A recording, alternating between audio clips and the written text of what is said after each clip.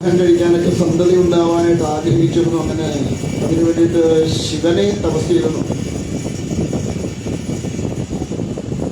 ആരെയാണ് എല്ലാവിധമായിരിക്കുന്ന അനുഗ്രഹവും ഉണ്ടാവാൻ പ്രാർത്ഥിക്കേണ്ടതല്ലേ, ധ്യാനിക്കേണ്ടതെന്നുള്ള ചോദ്യത്തിന് സാക്ഷാൽ ജഗദംബികയാണ് സർവത്തിനും ആധാരമായിട്ടുള്ളത് എന്ന് നമ്മൾ പറയുന്നുണ്ട്. ബ്രഹ്മ വിഷ്ണു കരന്മാരെയെല്ലാം സൃഷ്ടിച്ചത് ഭഗവതിയാണ്. ഭഗവതിയിൽ നിന്നാണ് ഇതിൻ്റെ എല്ലാം ഉത്ഭവം. ആധാരശക്തി എന്ന് പറയുന്നത് തന്നെ ഭഗവതിയാണ്. അപ്പോൾ ആ ആധാരശക്തിയായിരിക്കുന്ന ഭഗവതിയാണ് ധ്യാനിക്കേണ്ടത് സർവവിധമായ ഫലത്തിനും. പക്ഷെ സന്തതി ഉണ്ടാവാൻ ശിവനെ പ്രാർത്ഥിച്ചാൽ മതി എന്നാണ്. അങ്ങനെ ശിവനെ പ്രാർത്ഥിച്ച് വരമൊക്കെ നേടി ജ്ഞാനിയായിരിക്കുന്ന ഒരു പുത്രനുണ്ടാവും. ശിവനെ ഭജിച്ചുള്ള ഗുണം എന്താ വെച്ചാൽ ജ്ഞാനമുണ്ടാവുന്ന. നമ്മളെല്ലാം സംഹാരരുദ്രനായിട്ടല്ലേ, സംഹാരമൂർത്തിയായിട്ട് പറയുന്ന ഒരാളാണ് ആര്? ശിവൻ അല്ലേ? സത്യത്തിൽ ശിവനല്ല സംഹാരമൂർത്തി, രുദ്രനാണ്, സംഹാരരുദ്രനാണ്. ശിവൻ എന്ന് പറയുന്ന സ്വരൂപത്തെ അത്ര പെട്ടെന്നൊന്നും മനസ്സിലാക്കാനോ അറിയുവാനോ സാധ്യമാവില്ല എന്നുള്ളതാണ് സത്യം. ശിവം എന്ന് പറഞ്ഞാൽ തന്നെ മംഗളം എന്നർത്ഥം. അപ്പോൾ ആ മംഗളങ്ങളെ അരുളുന്നവരാണ് ശിവൻ. അദ്ദേഹം ഒരിക്കലും സംഹാരമൂർത്തിയല്ല. ഇനി അഥവാ തന്നെ ഈ സംഹാര സ്വരൂപമായിട്ട് വരണത് എവിടെയാണ്? തൻ്റെ മൂന്നാമത്തെ കണ്ണ് തുറക്കുക അല്ലേ? ഇങ്ങനല്ലേ പറയുക? മൂന്നാമത്തെ കണ്ണ് തുറന്നാൽ എല്ലാം സംഹാരമാണ്. ഇവിടെ മൂന്നാമത്തെ കണ്ണിരിക്കുന്നത് നെറ്റിയിലാണ് അല്ലേ? നെറ്റിയുടെ ഏത് ഭാഗത്താണ്? ഈ ഭാഗത്താണ്. ഒരെണ്ണം പുറകിൽ വെച്ചാൽ പോരുന്നത്, രണ്ടെണ്ണം മുമ്പോട്ടുണ്ടാകുന്ന ഒരെണ്ണം പുറകിലേക്ക് വെച്ചാൽ പോരുന്നത്, പുറകു വശത്തുള്ളതൊക്കെ കാണാനായിട്ട്. ഇതിലാ ഇവിടെ തന്നെ കൊണ്ട് വെച്ചേ.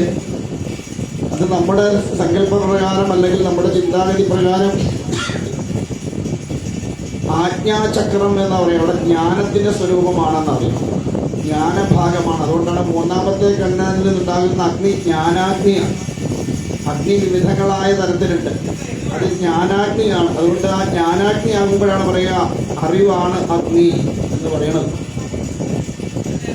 കാരണം അതുകൊണ്ട് സംഹരിക്കാൻ പറ്റും.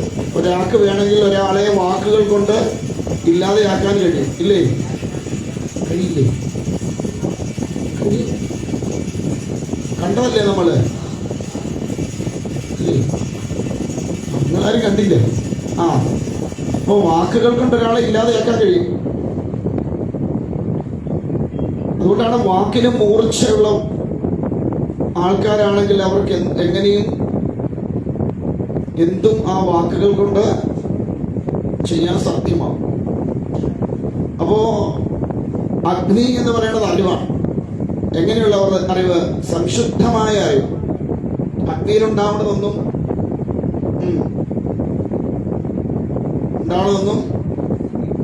മോശമല്ല, ആണോ? അതുകൊണ്ടാണ് അഗ്നിയിൽ നിന്നുണ്ടായ ആളാണ് ആദിശിവൻ. അതുകൊണ്ട് അദ്ദേഹത്തിന് ഒരു മലവും പറ്റിയിരുന്നില്ല എന്നാ. നമുക്കൊക്കെ വന്നപ്പോ എന്തുണ്ടായിരുന്നു?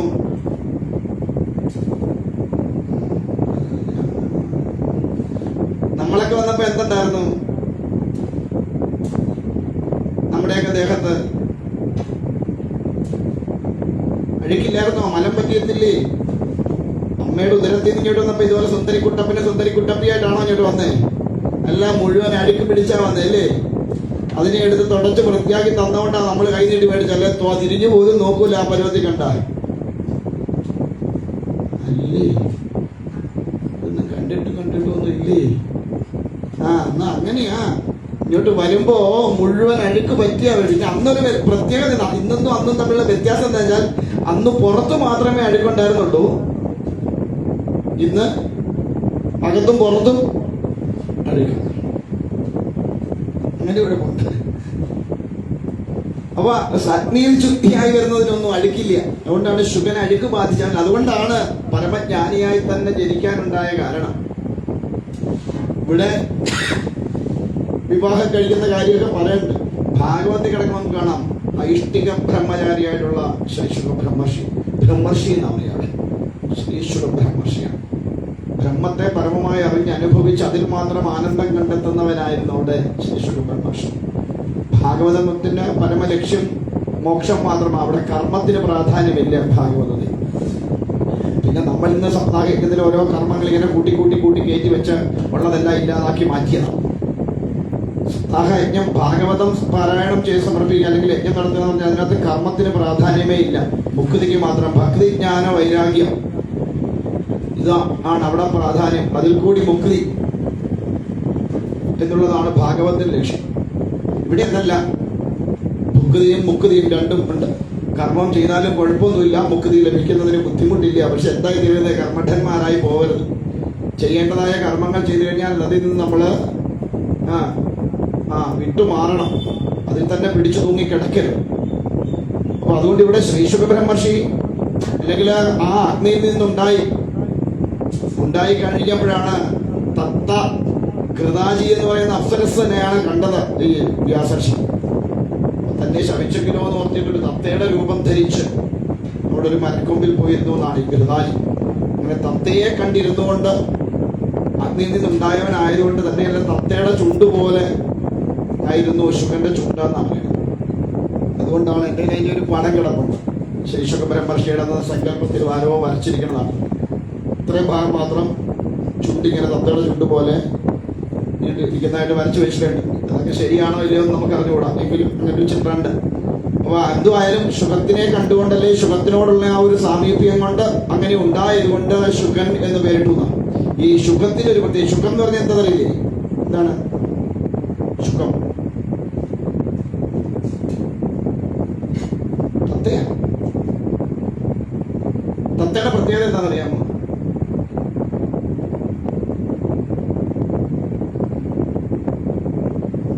എന്താ തത്തയുടെ പ്രത്യേകത?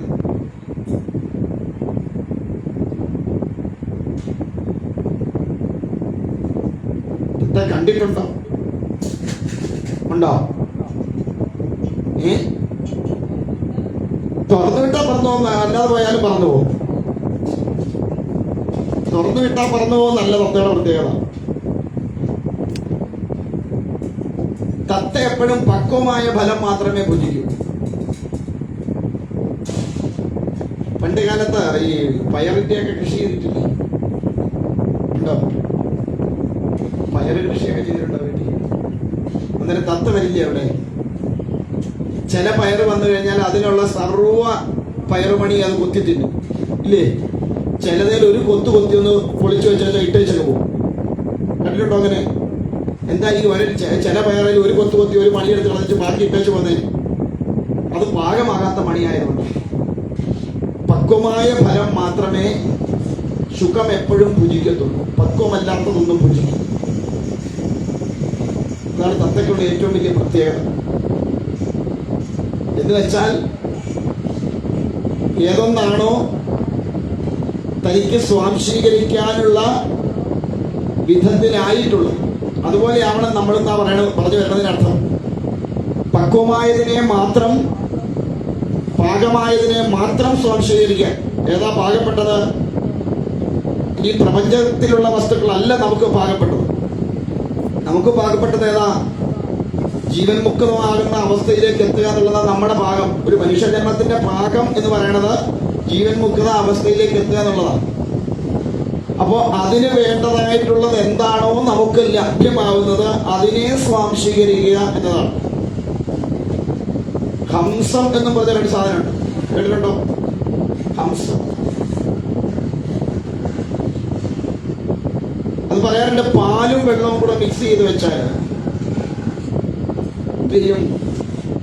പാല് മാത്രം കുടിച്ചിട്ട് വെള്ളം അവിടെ വേസ്റ്റ് ആക്കി വിടണം. എങ്ങനെ മിക്സ് ചെയ്ത് വെച്ചാലും പാല് മാത്രമേ അത് കുടിക്കും. അതിനകത്ത് ചേർന്ന് കിടക്കുന്ന വെള്ളം അവിടെ അതുപോലെ ഇട്ടേക്കും എന്ന് പറയുന്നു. എന്ന് വെച്ചാൽ എന്താ? സത്വമായിരിക്കുന്ന വസ്തുക്കളെ മാത്രമേ, അങ്ങനെ ഹംസം സത്വമായിരിക്കുന്ന വസ്തുക്കളെ സ്വീകരിച്ച് കഴിയുമ്പോഴാണ് നമ്മൾ പറയുന്ന സോഹം എന്ന് പറയുന്നത്. സോഹം, സോഹമാണ് എന്തായത്? ഹംസം ആയത്. അപ്പൊ അതുപോലെ ആയിരിക്കണം നമ്മള്. സത്തിനെ മാത്രം ഹംസത്തെ പോലെ ആയിരിക്കണം നമ്മുടെ ജീവിതം. സത്തിനെ മാത്രമേ, നല്ലതിനെ മാത്രമേ സ്വീകരിക്കാവൂ.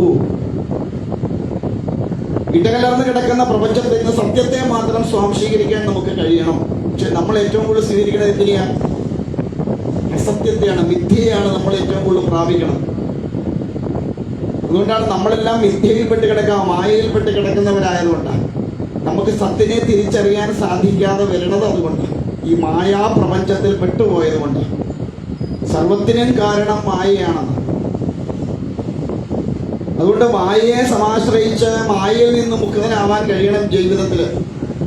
ഇന്നലെ നമ്മൾ പറഞ്ഞില്ലേ, നമ്മൾ ഓരോന്ന് പഠിക്കുമ്പോഴും നമുക്ക് എന്താ അഹങ്കാരം വർദ്ധിക്കാൻ കാരണം ആ മായയുടെ പ്രഭാവമാണ്. അതുകൊണ്ടാ ഭഗവാൻ പറയണത് എൻ്റെ മായ അത്ര പെട്ടെന്നൊന്നും ആർക്കും ദൂരീകരിച്ച് കളയാനായിട്ട് സാധ്യമാവില്ല. മായയിൽ നിന്ന് രക്ഷപ്പെടുക വളരെ വലിയ പ്രയാസമാണ്.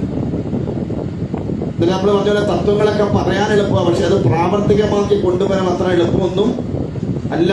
ഏത് തരത്തിലായാലും ഈ പ്രാപഞ്ചികമായ വിഷയങ്ങളിൽ നമ്മൾ പെട്ടുപോകും. ചിലപ്പോൾ എത്ര പേടിയില്ലാതെ വിചാരിച്ചാലും ചിലപ്പോൾ പെട്ടുപോകും. എന്താ കാരണം? ആ മായയുടെ പ്രാഭവം അത്ര വലുതാണ്.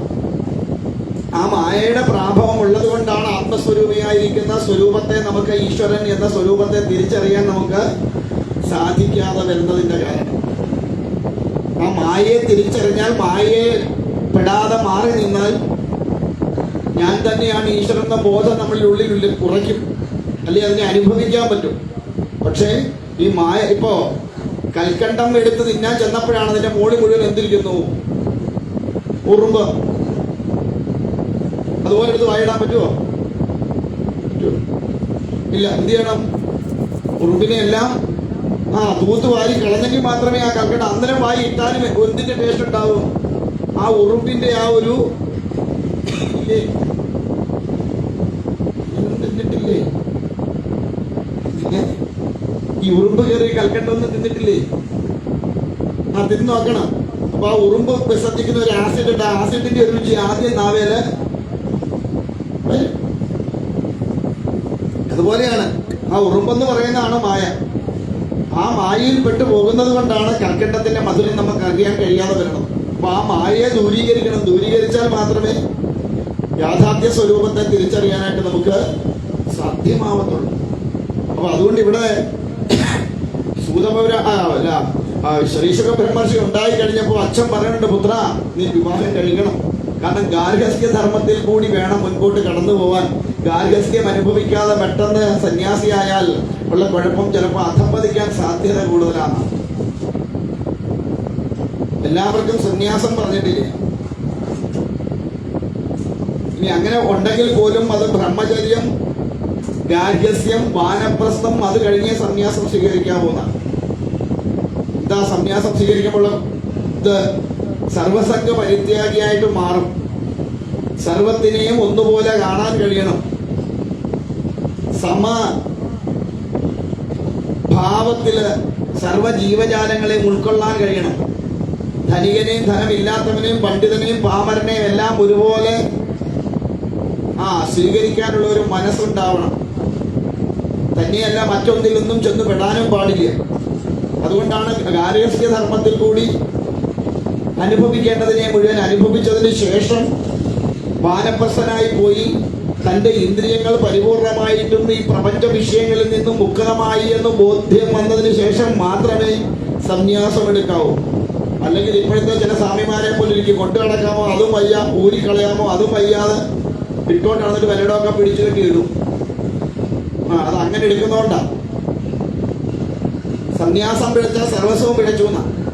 സന്യസ്തനാവുമ്പോ കാഷായം ധരിച്ചുകൊണ്ട് സന്യാസിയാവില്ല. ചട്ടമ്പി സ്വാമി, ശ്രീനാരായണ ഗുരുദേവനെ പോലുള്ള മഹാത്മാക്കളാരും കാഷായം ധരിച്ചിരുന്നില്ല. വിവേകാനന്ദ സ്വാമികൾ പറഞ്ഞു എന്ന് പറയുന്നത്, കേരളം പ്രാന്താലയമാണെങ്കിലും അവിടെ ഞാൻ കണ്ടു ഒരു യോഗിയെന്ന്. ആരെയാ കണ്ട്? ചിന്മുദ്രയുടെ പൊരുൾ പറഞ്ഞു തരാൻ കഴിയുന്ന ഒരു മഹായോഗിയെ കണ്ടു, ചട്ടമ്പി എന്നറിയപ്പെടുന്നവൻ. അദ്ദേഹം കാഷായം ഒന്ന് കൊടുത്തല്ലാണെന്ന് എന്റെ ഉണ്ടാ. കാവ്യ എടുത്തോണ്ട് ആര് വന്നാലും അവരെല്ലാം ആരാന്ന് പറയുന്നേ. ഇപ്പൊ എന്നെ അറിയാത്ത ഇവിടെ നിങ്ങൾക്കാർക്കും എന്നെ അറിയില്ല എന്ന് വിചാരിക്കുക. ഞാനൊരു കാവ്യ എടുത്ത് ഒരു 4 മാലയൊക്കെ ഇട്ടുകൊണ്ട് വന്നാൽ നിങ്ങൾ ആരാന്ന് പറയും? താടി മുടി എല്ലാം കൂടെ കാണുമ്പോ അയ്യോ ഏതാണ്ട് വലിയ ആശ്രമത്തിലെ സ്വാമിയാണ്. ഒരിക്കല് ഒരു സപ്താഹത്തിന് കൊല്ലത്ത് ഒരു സപ്താഹം നടക്കുക. അപ്പോ എനിക്ക് പൂജ അത്യാവശ്യം ഉപദേശിക്കുന്ന ദയാനന്ദ സരസ്വതി സ്വാമികളാണ് അവിടെ ആചാര്യൻ. ഞാൻ പൗരാണികനായിട്ട് എന്നാ. അപ്പൊ അവിടെ ഒരു പ്രത്യേകത എന്ന് പറഞ്ഞാൽ ഈ 12 മണിയാകുമ്പോഴത്തേക്ക് ഈ കാഷ്യൂ നട്ടിന്റെ ഫാക്ടറിയിലെ അമ്മമാരെ എല്ലാം പറഞ്ഞു വിടും. അവിടുത്തെ ജീവനക്കാർ അവർക്ക് 12:30 ആകുമ്പോൾ ഊണും കഴിഞ്ഞ് തിരിച്ചു കയറണം. അപ്പോൾ ഒരു വരവെന്ന് പറഞ്ഞാൽ ഇതിൽ കടലരച്ച് വരുന്ന പോലെ അവിടുത്തെ എല്ലാ തൊഴിലാളികളും കൂടെ പെടുന്നു. അപ്പം ചെമ്മണ്ണാണ് അവിടെ എല്ലാം. ഇവര് ചൂട് സമയം അവരിങ്ങോട്ടൊരു വരവ് വരുമ്പോഴത്തേക്ക് ഈ പൊടിയെല്ലാം കൂടെ പറന്ന് വെള്ളം കൊണ്ട് കൊടുത്താൽ ഉച്ചയാകുമ്പോഴത്തേക്ക് കാവിയാവും. അപ്പോ ഞാൻ സ്വാമിജിയോട് ചോദിച്ചു, സ്വാമിജി ഈ വെള്ളം കൊണ്ട് കൊടുത്താൽ മുതലാവില്ല സ്വാമിജി, കാവി കൊടുത്തോട്ടെ, കാവ് കൊണ്ട് കൊടുത്തോട്ടെ എന്ന് ചോദിച്ചു. ഞാൻ എന്താണ് കൊടുത്തോന്ന്.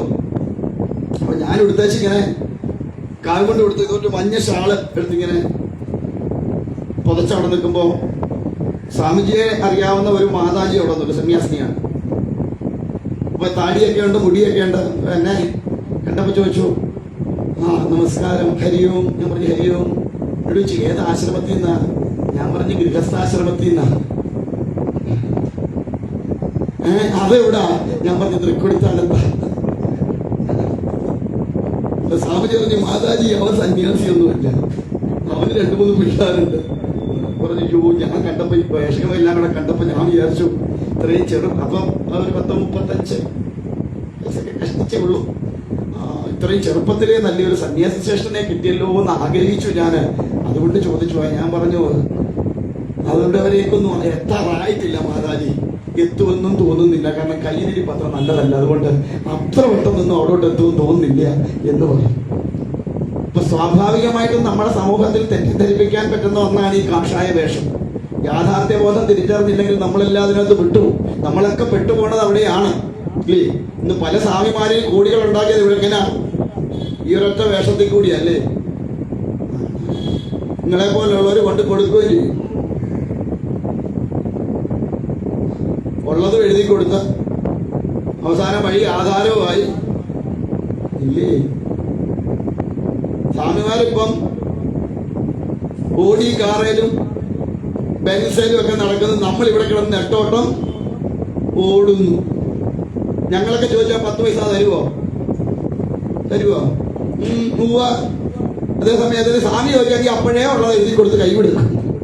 അത് സ്വാമിയല്ലേ, ഇങ്ങനെ അതല്ലല്ലോ എന്നാ. ചെന്ന് വിടുന്ന മുഴുവൻ അമ്മമാരാണ്. ഈ സ്വാമിമാരുടെ പിടിയിലെല്ലാം ചെന്ന് കുത്തി വരുന്ന മുഴുവൻ അമ്മമാരാണ്. അതാ വേറെ പ്രശ്നം. പ്രബുദ്ധ കേരളം എന്ന് വാക്കും ഒരു ബുദ്ധതയും ഞാൻ കണ്ടിട്ടില്ല. അബദ്ധങ്ങളിൽ ചെന്ന് വീഴുന്ന എല്ലാം മലയാളികൾ.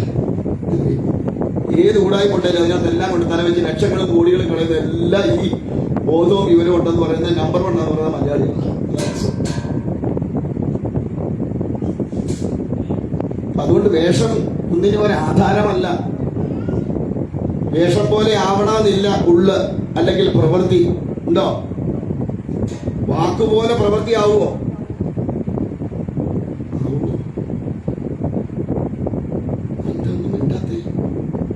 വാക്കുപോലാണോ എല്ലാവരുടെയും പ്രവൃത്തി? അല്ല. ഇവിടെ നിന്ന് വലിയ തത്വജ്ഞാനമൊക്കെ അടിച്ചു ഞാൻ പറയാറുണ്ട്, ഞങ്ങളുടെയൊക്കെ തനി സ്വഭാവം പറയണേ ഇതെല്ലാം കഴിഞ്ഞ് ദക്ഷിണ മേടിച്ചോട്ട് പോകുമ്പോൾ ഞങ്ങളുടെ പറയുന്നത് വരണം ഞങ്ങൾ അറിയാതെ. അന്നേരം അറിയാം ഞങ്ങളുടെ യഥാർത്ഥ സ്വരൂപം. കാരണം നമ്മൾ ഈ കാണുന്ന ഒന്നും അല്ല ലോകം. കാരണം ഈ ഓട്ടത്തിനിടെ കുറെ ഓടുന്നതുകൊണ്ട് നമുക്കറിയാം പല വേഷങ്ങളും കാശുണ്ടാക്കാൻ വേണ്ടി മാത്രമുള്ള വേഷങ്ങളായിട്ട് മാറിയിട്ടുണ്ട് ഒരുപാട് സ്വാമിമാരുടെ. ഇന്ന് പൊക്കിക്കൊണ്ട് നടക്കുന്ന പല സ്വാമിമാരും കാശുണ്ടാക്കാൻ വേണ്ടി മാത്രം കാഷായത്തെ ഉപയോഗിക്കുന്നവരാണ്. തത്വജ്ഞാനമൊക്കെ മൈക്കിക്കൊണ്ട് ഒരുപാട് പറയും. പക്ഷെ ഇപ്പുറത്ത് ഉണ്ടാക്കുന്നത് മുഴുവൻ കോടികളാണ്. മനസ്സിലാവണുണ്ടോ പറയണേ? അവിടെ നിന്ന് തല വെച്ച് കൊടുക്കരുത് എന്ന് അർത്ഥം. അപ്പൊ ശുദ്ധത എന്നത് ഉള്ളിലായിരിക്കണം, പുറമേ ഉള്ള ശുദ്ധത പോരാ. പിയെ സോപ്പിട്ട് കുളിച്ചുകൊണ്ടൊന്നും ഉള്ളിലെ അഴുക്ക് പോവോ? ഇല്ല. അപ്പൊ അകത്തും പുറത്തും അഴുക്ക് പറ്റാത്ത വിധത്തിലുള്ളവനാണ് ആര്? ശുകൻ. പക്ഷേ ഗാർഹസ്ഥ്യധർമ്മം അനുഷ്ഠിക്കാൻ പിതാവിന്റെ വാക്കുകൾ ഉള്ളതുകൊണ്ട് അവിടെ പിതാവിനോട് എന്നിട്ട് പറയുന്നുണ്ട്, ഹേ പിതാവേ, അങ്ങ് വേദത്തെ 4ആയിട്ട് വ്യസിച്ചവനാണ്. ഇത്രയെല്ലാം ജ്ഞാനമുള്ള അങ്ങ് എന്നോട് വിവാഹം കഴിക്കണം, ഗാർഹസ്ഥ്യധർമ്മം അനുഷ്ഠിക്കണം എന്ന് പറയുന്നത് തന്നെ മായയുടെ എന്തൊരു വൈചിത്ര്യമാണെന്നാ ചോദിക്കുന്നത്. ബോധമുള്ളവരാരെങ്കിലും കല്യാണം കഴിക്കുന്നത്. നമുക്കൊന്നും എന്തില്ലായിരുന്നു കല്യാണം കഴിക്കുന്ന സമയത്ത്. അമ്മക്ക് ഒരു ബോധവും ഇല്ലായിരുന്നു.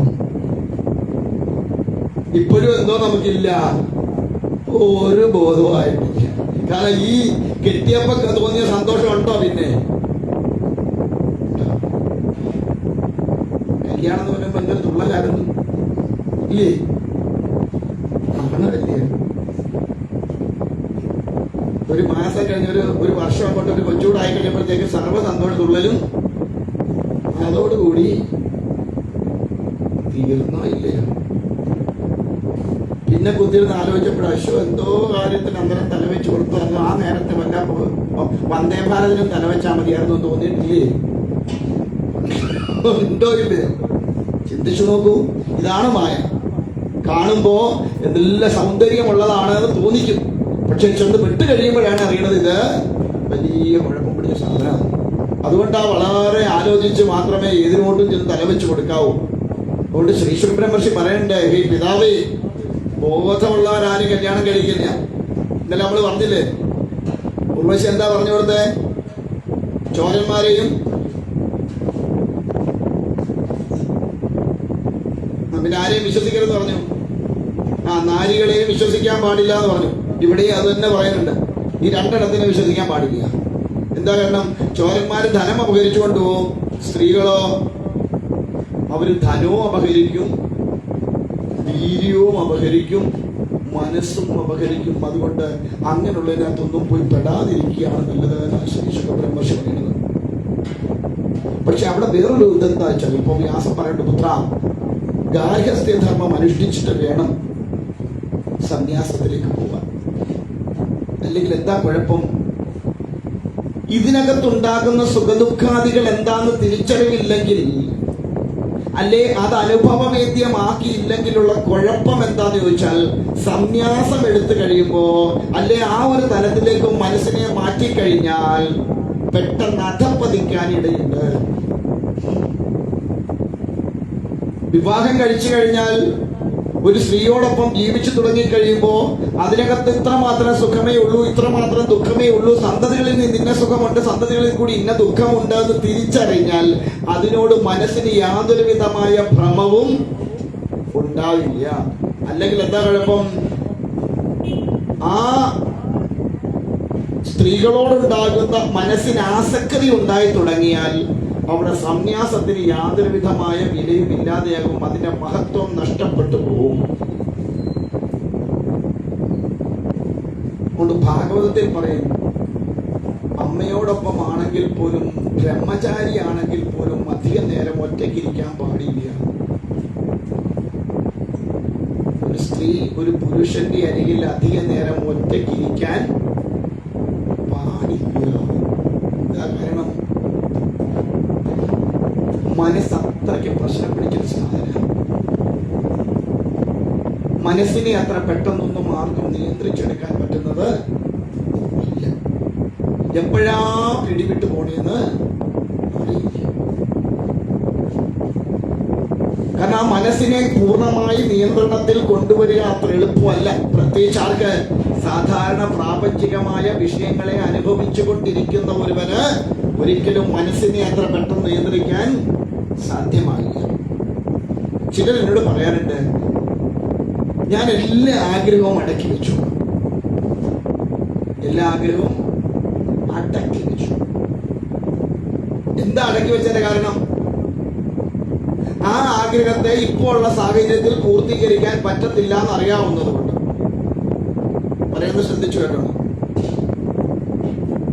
ഒരാഗ്രഹം നമുക്കുള്ളിലുണ്ടായാൽ ആ ആഗ്രഹത്തെ ഇപ്പോഴത്തെ സാഹചര്യത്തിൽ നമുക്ക് പൂർത്തീകരിക്കാൻ കഴിയില്ല എന്നുള്ളത് കൊണ്ട് ഞാൻ ആഗ്രഹത്തെ എന്ത് ചെയ്തു? അടക്കി വെച്ചു. പക്ഷെ ഈ ആഗ്രഹത്തെ അടക്കി വെക്കുമ്പോ എന്താ കുഴപ്പമെന്ന് ചോദിച്ചാൽ, എപ്പോഴാണോ ഒരു സാഹചര്യം ഒത്തുവരുന്നത് ആ സമയത്ത് ഈ അടക്കി വെച്ച ആഗ്രഹം ചെയ്യും ഒത്താൻ തുടങ്ങും. ആ സമയത്ത് ഒത്താല ആഗ്രഹത്തെ പൂർത്തീകരിക്കാൻ മനസ്സ് വെമ്പും. അപ്പോ ആ ആഗ്രഹത്തെ പൂർത്തീകരിക്കും. അപ്പൊ അപ്പൊ അത്രയും നാളും അടക്കി വെച്ച മനസ്സ് എന്ത് ചെയ്തു? പിടിവിട്ടുപോയി. പിടിവിട്ടു പോയാൽ പിന്നെ പിടിച്ചു കെട്ടുക എന്ന് പറയുന്നത് അത്ര എളുപ്പം. അതുകൊണ്ട് ചില വിഭാഗത്തിലുള്ള ആചാര്യന്മാർ പറയാറുണ്ട്, ആഗ്രഹത്തെ പൂർത്തീകരിച്ച് തന്നെ പോകാവൂ. ഒരാഗ്രഹം നിലനിർന്നു പോയാൽ ആ ആഗ്രഹത്തെ പൂർത്തീകരിക്കാൻ കഴിയാതെ വന്നാൽ ഇച്ഛാഭംഗം ഉണ്ടാവും മനസ്സിന്. അതുകൊണ്ട് ആ ആഗ്രഹത്തെ പൂർത്തീകരിക്കുക. അതുകൊണ്ടാണ് ഗാർഹസ്ഥ്യവും വാനപ്രസ്ഥവും കഴിഞ്ഞിട്ട് സന്യാസത്തിലേക്ക് പോകാവൂ എന്ന് പറയാൻ കാരണം. മനസ്സിനെ നിയന്ത്രിക്കുക അത്ര എളുപ്പമല്ല. എത്ര ജപധ്യാനാദികൾ ചെയ്താലും അത്ര എളുപ്പമൊന്നും മനസ്സിനെ അടക്കി നിർത്താനായിട്ട് സാധ്യമാകില്ല. അതുകൊണ്ട് പറഞ്ഞു, പുത്ര പോയി വിവാഹം കഴിക്കണം. പല ഉപാധികളും പറഞ്ഞു നോക്കി ശരീശ്വര ബ്രഹ്മർഷി, വിവാഹം കഴിക്കാതെ. കാരണം ജ്ഞാനിയായ ഒരുവന് മായാപ്രപഞ്ചത്തോടൊരു താല്പര്യം ഉണ്ടാവില്ല. ശ്രീകൃഷ്ണ പരമാത്മാവ് 16,000 കെട്ടിയതാണ് അല്ലേ? എന്നല്ലേ പറയണേ? 16,108 16,008 പറയുന്നു. എന്റെ അറിവിൽ കെട്ടിയത് 8 ഉള്ളൂ.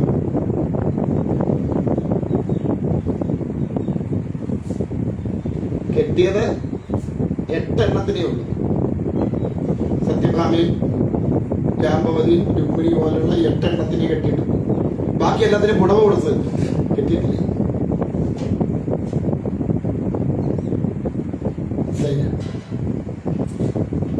8 കെട്ടി പോയിട്ട് 16,000 അല്ലെ 16,100 പുടവ കൊടുത്തതേ ഉള്ളൂ, കെട്ടിയിട്ടില്ല. എന്നാൽ 16,000 നരകാസുരം കൊണ്ട് ജയിലിലടച്ച സ്ത്രീകളാണ്. ഭഗവാന്റെ തന്നെ പുത്രനായിരിക്കുന്ന ഭൂമിദേവിയിൽ ഭഗവാന് തന്നെ ഉണ്ടായ പുത്രനാണ് ആര്? നരകാസുരൻ. ആ നരകാസുരൻ രാജാക്കന്മാരെ തോൽപ്പിച്ച് അവരുടെ പത്നിമാരെ പിടിച്ചുകൊണ്ട് അതിന്റെ തുറുങ്കിൽ അടയ്ക്കുന്ന ഒരു കാലം ഉണ്ടായിരുന്നു. ആ ഭഗവാൻ നരകാസുരനെ കൊന്നു കഴിഞ്ഞപ്പോൾ സ്ത്രീകളെ സ്വതന്ത്രരാക്കി. പക്ഷെ അന്നത്തെ നിയമപ്രകാരം ഒരാൾ പിടിച്ചോണ്ട് പോവോ അല്ലെ ഒരാളെ കൂടെ പോവോ ചെയ്താൽ തിരിച്ച് എങ്ങോട്ട് കയറ്റില്ല? ഗൃഹത്തിലേക്ക് കയറ്റില്ല. അപ്പൊ എന്ത് പറ്റി? അവർക്ക് അന്നവും ഇല്ല പാർപ്പിടവും ഇല്ലാത്ത അവസ്ഥയായി. അപ്പൊ അങ്ങനെ ഭഗവാന്റെ അടുക്കിയിരുന്ന സങ്കടം പറഞ്ഞപ്പോ ഭഗവാൻ അവരെ പുടവ് കൊടുത്തിട്ട് ഞാൻ സംരക്ഷിച്ചു കൊള്ളാം നിങ്ങൾക്ക് എന്ന് വാഗ്ദാനം കൊടുത്ത് അവരെ സംരക്ഷിച്ചു എന്നുള്ളതേ ഉള്ളൂ. അങ്ങനെ 16,108 16,000 വന്നു. പക്ഷെ അവിടെ ഭഗവാന് അഷ്ടോത്തരത്തിൽ ഒരു പേര് പറയുന്നുണ്ട്, നൈഷ്ഠിക ബ്രഹ്മചാരിണിയെ നമഃ. ഇത്ര എണ്ണ ഭാര്യമാര് കൊള്ളുന്നത് ആലോചിച്ചു. എന്നിട്ട് ഭഗവാനെ വിളിച്ചത് എന്തോന്നാണ്? നൈഷ്ഠിക ബ്രഹ്മചാരി. അപ്പൊ ബ്രഹ്മചര്യം എന്ന് പറയുന്നത് അവിടെ വിവാഹം കഴിച്ചതുകൊണ്ട് ബ്രഹ്മചര്യം നഷ്ടപ്പെടുകയില്ല, വിവാഹം കഴിക്കാത്തത് കൊണ്ട് ബ്രഹ്മചര്യം ഉണ്ടാവുകയും.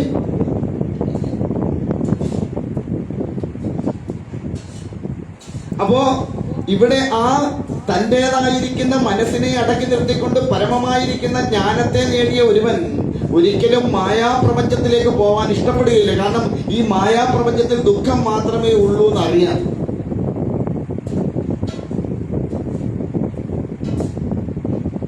അതുകൊണ്ട് ഈ പ്രപഞ്ച വസ്തുക്കളിലേക്ക് മനസ്സിനെ വിടാതിരിക്കുകയാണ് ഏറ്റവും ഉത്തമം. നമ്മളൊക്കെ രാത്രി കിടന്ന് ഉറങ്ങില്ലേ?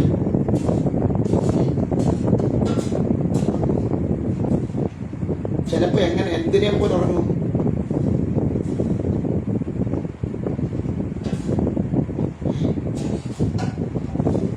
രാവിലെ എഴുന്നേറ്റിട്ട് വന്നിട്ട് എന്തിനെ പോലെ ഉറങ്ങിയെന്ന് പറയും? ആ പോത്തിനെ പോലെ ഉറങ്ങിയെന്ന് പറയും അല്ലേ? പറയാറില്ലേ? ഈ സമയത്ത് നമ്മൾ എന്തെങ്കിലും ദുഃഖം അറിഞ്ഞോ? വിശപ്പ് അറിഞ്ഞു, ദാഹം അറിഞ്ഞു, വേദന അറിഞ്ഞു, ഒന്നും അറിഞ്ഞില്ല. ആ സമയത്ത് അനുഭവിക്കുന്ന ഒരു സുഖമുണ്ട്. ഈ ഗാഠനിദ്രയില് ആ സുഷുപ്തിയിൽ അറിയുന്ന ഒരു സുഖമുണ്ട്. അതാണ് സത്യത്തിൽ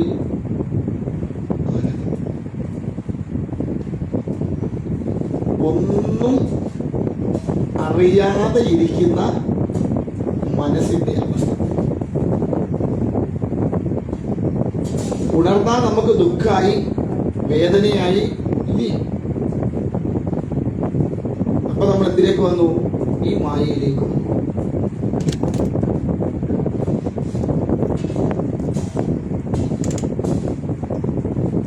ഈ മായാപ്രപഞ്ചത്തിൽ വന്ന ദുഃഖം അതിൽ നിന്ന് എപ്പോ മനസ്സിനെ മാറ്റി നിർത്തുന്നു അപ്പോൾ മാത്രമേ സുഖം അനുഭവിക്കാനായിട്ട് സാധ്യമാവൂ. അതുകൊണ്ടാണ് ശ്രീ ബ്രഹ്മർഷി അതിനോട് താല്പര്യം കാണിക്കാതെ. എന്തായാലും പിതാവ് പറഞ്ഞൊരു കാര്യം ചെയ്യും, നിനക്ക് അങ്ങനെ അത്രമാത്രം സംശയം ഉണ്ട് എങ്കിൽ ഈ ഗാർഹസ്ഥ്യധർമ്മം അനുഷ്ഠിക്കുന്നത് മോക്ഷത്തിനൊരു വിഘാതമാകും എന്ന് തോന്നുന്നുണ്ടെങ്കിൽ നീ എന്ത് ചെയ്യുക, വിദേഹത്തെ പോയി കാണുക. വിദേഹം എന്ന് പറഞ്ഞാൽ ദേഹമില്ലാത്തവൻ അർത്ഥം. അദ്ദേഹം ഒരു രാജാവാണെന്ന്. അപ്പൊ ദേഹമില്ലാതെ അങ്ങനെ ഭരിക്കാൻ പറ്റുമോ? രാജാവായിട്ട് ഇരിക്കാൻ പറ്റുമോ?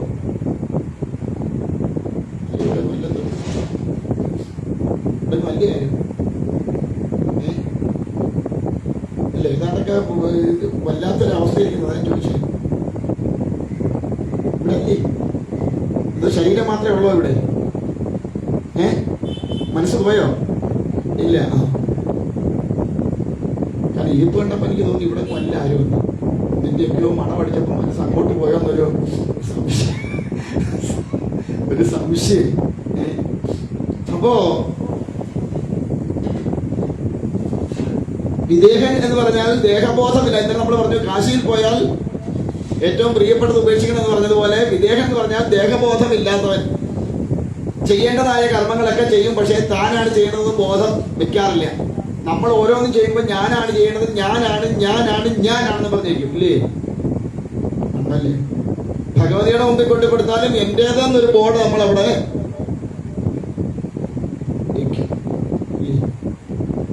വിളക്ക് മേടിച്ചാൽ ആദ്യം ചെയ്യണത് എന്താ?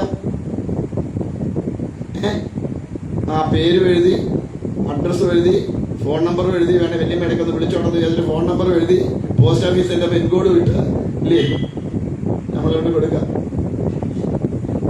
എന്നിട്ട് എന്താ പറയുന്നേ? ഞാൻ അമ്മയ്ക്കൊരു വിളക്ക് കൊടുക്കാന്ന് പറഞ്ഞിരുന്നു, ആ വിളക്ക് ഇന്ന് കൊണ്ടിരുന്ന്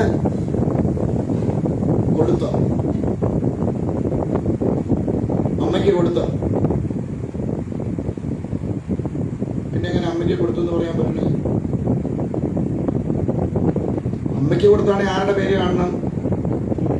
അമ്മയുടെ പേര് കാണണം. അല്ലെങ്കിൽ ഒരു പേരും ഇല്ലാതെ കൊണ്ടുവന്ന് കൊടുക്കണം. ഇതിപ്പോ ആരുടെ പേരിലാണ് കൊടുത്തേക്കുന്നത്? അപ്പൊ ആരുടെ സാധനം? അമ്മയുടെ ആവുമോ?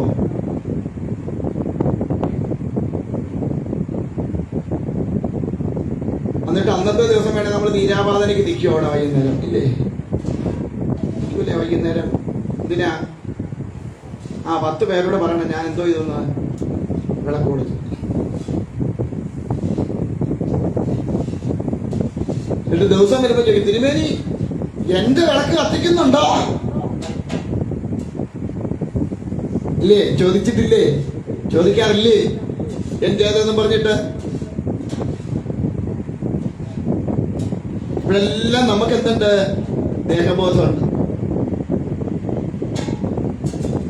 അപ്പൊ ആ ദേഹബോധം ഇല്ലാതെ കർമ്മം ചെയ്യാം എന്ന് വെച്ചാൽ ഞാനാണ് ചെയ്യണത് എന്നുള്ള യാതൊരു വിധമായ അഹംബോധവും വെക്കാതെ കർമ്മം ചെയ്യാം. ഇതെല്ലാം എന്നെ കൊണ്ട് ചെയ്യിക്കുന്നതാണ്. എനിക്കിതിനകത്ത് യാതൊരു വിധമായ ബന്ധവുമില്ല.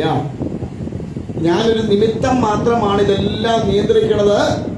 ആ ഭഗവതിയാണല്ലേ, ഭഗവാനാണെന്നുള്ള ബോധത്തോടു കൂടി കർമ്മത്തെ ചെയ്യാം. അതിനെ ഈശ്വരാർപ്പണമായിട്ട് അതിനാ നമ്മളെല്ലാം കഴിയുമ്പോൾ ലാസ്റ്റ് ഒരു പറച്ചിൽ പറയാം, എന്തോന്ന് കായേന വാച മനസ്സേന്ദ്രിയർവ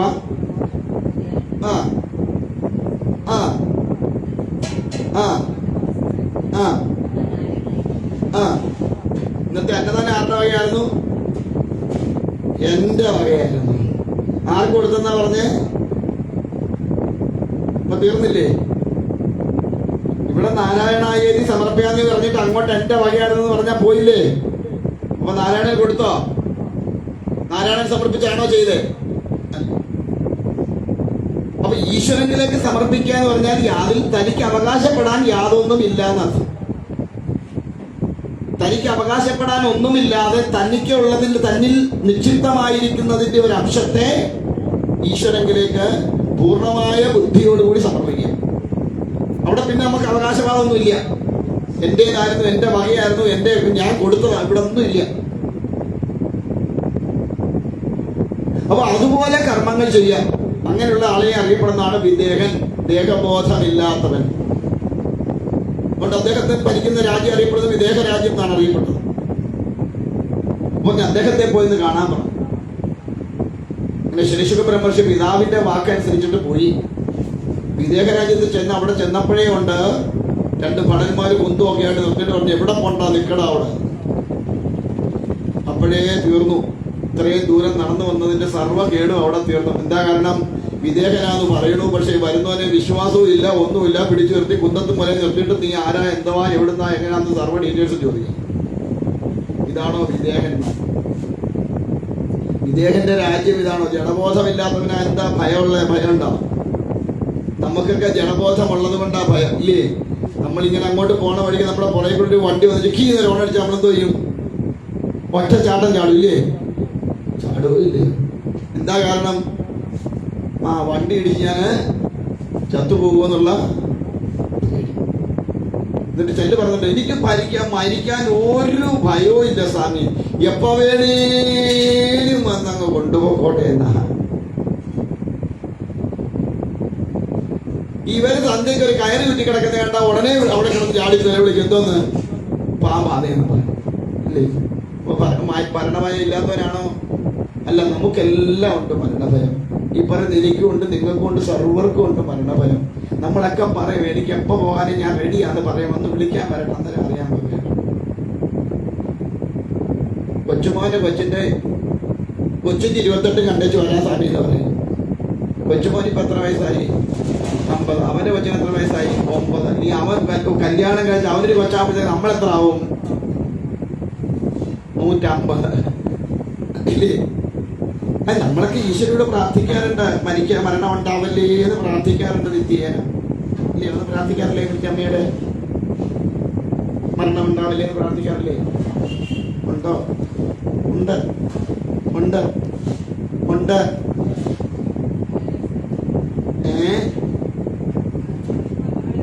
അല്ല, അതൊക്കെ ശരി തന്നെ, അത് രാവിലെ നമ്മൾ പറയുന്നത്. പക്ഷെ ഇവിടെ അമ്മയുടെ ദിവസം പറയുന്നത് അങ്ങനെയൊന്നുമല്ല, എനിക്ക് ഉടനെ ഒന്നും ഉണ്ടാവില്ലേ മരണം എന്നാ. എന്താ പറയാ? അമ്മേ ഭഗവതി ആയുസ്സും ആരോഗ്യവും തരണേ എന്ന് പറഞ്ഞ അർത്ഥം എന്താ? അതിനർത്ഥം മരണം ഉണ്ടാവരുതെന്ന്. ആയുസ്സും വേണം, ആരോഗ്യവും വേണം. അതിനർത്ഥം എന്താ? ഞാനിപ്പോഴും ഇവിടുന്ന് പോവാന് ഉദ്ദേശമില്ല. അപ്പോ ശ്രീശുക ബ്രഹ്മർഷിക്ക് തന്റെ വിദേഹ രാജാവ് ഓടി വന്ന് അദ്ദേഹത്തെ സ്വീകരിച്ച് അണയിച്ചു കൊണ്ടിയെന്ന് അവിടെ ഇരുത്തി വേണ്ടതായ ഉപചാരങ്ങളൊക്കെ ചെയ്തു. ഒരാള് നമ്മുടെ വീട്ടിലേക്ക് വന്നാൽ നമ്മള് വിളിച്ചു വരുത്തിയാൽ അവരോട് ചെയ്യേണ്ട ഉപചാരങ്ങളുണ്ട്, മര്യാദയുണ്ടത് പാലിക്കണം എന്നാ. നമ്മളതൊന്നും പാലിക്കാറൊന്നുമില്ല. നമ്മളൊരാളെ വിളിച്ചു വരുത്തിയ അവരോട് കാണിക്കേണ്ട മര്യാദ വല്ലതും കാണിക്കാറുണ്ടോ? സ്വന്തം കാര്യം സിദ്ധാവ്, അത് കഴിഞ്ഞിട്ട് മതി ഒളി വന്നോലെന്നാ നമ്മുടെ ഇപ്പോഴത്തെ ധാരണ, ഇല്ലേ? ഒന്ന് കണ്ടുവരണം. അങ്ങനെയാ, വന്നവൻ അവിടെ നിൽക്കട്ടെ, എന്റെ കാര്യം ആദ്യം കഴിയട്ടെ. ഒരാള് വീട്ടിലോട്ട് വന്നാൽ അവരോട് കാണിക്കേണ്ട ചില ഉപചാരങ്ങളുണ്ട്, അല്ലേ? ഒരാൾ വീട്ടിലോട്ട് വന്നാൽ ആദ്യം എന്താ ചെയ്യുക? കഥവ് തുറന്നു കൊടുത്തേച്ച് കയറി ഇരിക്കാൻ പറയും. എന്നിട്ട് നമ്മൾ എങ്ങോട്ട് പോകും? അകത്തോട്ടൊരൊറ്റ പോക്കാം. പിന്നെ എത്ര മണിക്കൂർ കഴിഞ്ഞേ വരൂ? നീ അല്ലെങ്കിൽ അവിടെ പിടിച്ചിരുത്തി എന്ത് ചെയ്യും? നമ്മള് ചാരണ പറഞ്ഞ അങ്ങോട്ട് പറയാൻ തുടങ്ങും, ഇല്ലേ? ഒരാള് വീട്ടിൽ വന്നാൽ ആദ്യം എന്ത് ചെയ്യണം? ചപ്പാത്തി കറി കൊടുക്കണം, ഒരു ഗ്ലാസ് വെള്ളം കൊടുക്കണം. ആദ്യം എവിടുന്ന് വന്നിട്ടുള്ളതാണെങ്കിലും ആദ്യം കൊടുക്കേണ്ടത് ഒരു ഗ്ലാസ് വെള്ളമാണ്. അത് കുടിച്ചു കഴിയുമ്പോ അടുത്ത സ്റ്റെപ്പ് എന്തോന്ന്? സമയത്തിന്റെ അനുസരിച്ച്, ചായ എന്ന് പറയാൻ പറ്റത്തില്ല, സമയത്തിന്റെ അനുസരിച്ച് എന്താണോ ആ സമയത്തിന്റെ സാഹചര്യം എന്താണോ അതിനനുസൃതമായിട്ടുള്ള പെരുമാറ്റം. ഊണിന്റെ നേരമാണ് എന്നതിനെ കൊണ്ട് ചായ കൊടുക്കാൻ പറ്റുമോ? ഇല്ല. അപ്പൊ എന്ത് ചെയ്യും? ഉണ്ടേ ചാണോ വന്നേ, അല്ലെങ്കിൽ വാ നമുക്ക് ഉണ്ട് ചാണോ വന്നെന്ന് ചോദിച്ചപ്പോഴേ കേട്ടവൻ എന്താ മനസ്സിലായി, അത് തരാനുള്ള ഉദ്ദേശമൊന്നുമില്ല, പിന്നെ ഒരു ഫോർമാലിറ്റിക്ക് അങ്ങ് ചോദിച്ചതാണ്. അല്ലേ? ഒരുത്തരോടും അങ്ങനെ ചോദിക്കാൻ പാടില്ല. ഭക്ഷണം കഴിക്കുന്നു, കഴിച്ചിട്ടാണോ വന്നത്, വേണോ, എടുക്കട്ടെ, കഴിക്കുമോ, ഇങ്ങനൊന്നും ചോദിക്കാൻ പാടില്ല. പിന്നെന്തോ ചെയ്യും?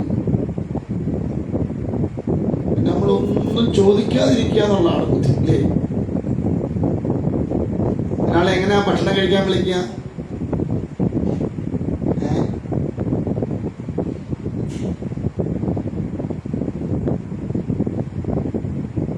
ഇപ്പൊ ഞാൻ നിങ്ങളുടെ വീട്ടിലോട്ട് വരിക, നിങ്ങളെന്തോ ചെയ്യും? പേടിക്കണ്ട, വരത്തില്ല. വന്നാ നിങ്ങളെന്തോ ചെയ്യും?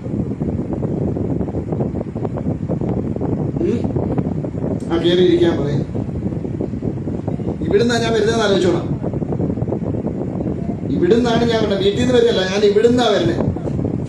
ഇവിടുന്നാണ് ഞാൻ വരുന്നതെങ്കിൽ നിങ്ങൾ എന്ത് ചെയ്യുന്ന എന്റെ ചോദ്യം.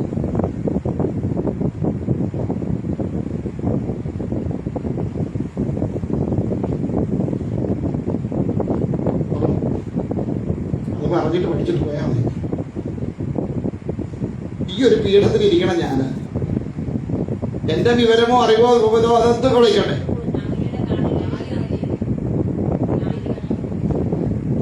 കാല് കഴുകി അകത്ത് കയറ്റും.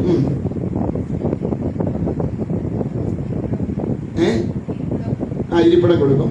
എവിടെ കൊടുക്കും ഇരിപ്പിടം?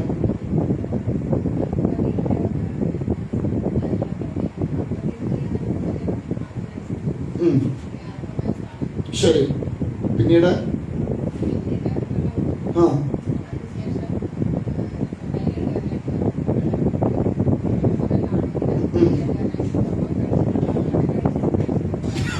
ഓക്കെ, അത് കഴിഞ്ഞോ?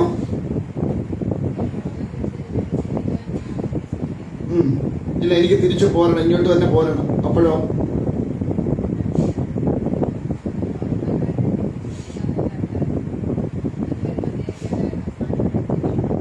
ഓക്കെ.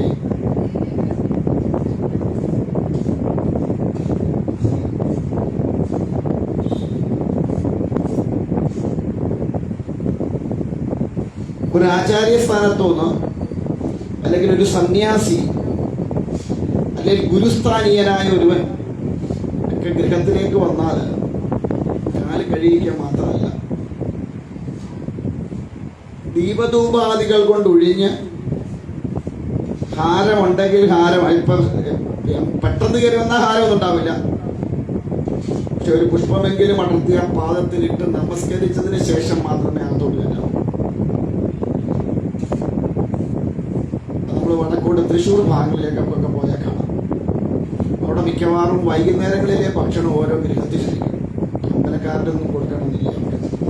ഓരോ വീട്ടിലാണ് വിളിച്ചോണ്ട് പോവുക. വീട്ടിൽ വിളിച്ചോണ്ട് പോയി അവർ പറയണത് അവർക്ക് സൗഭാഗ്യം കിട്ടിയ പോലെയാണ്. ഒരു ആചാര്യസ്ഥാനത്തിരിക്കുന്ന ഒരാള് തന്റെ ഗൃഹത്തിലേക്ക് ക്ഷണിക്കപ്പെട്ട് വന്നാൽ അത് വലിയ സൗഭാഗ്യമായിട്ടാണ്.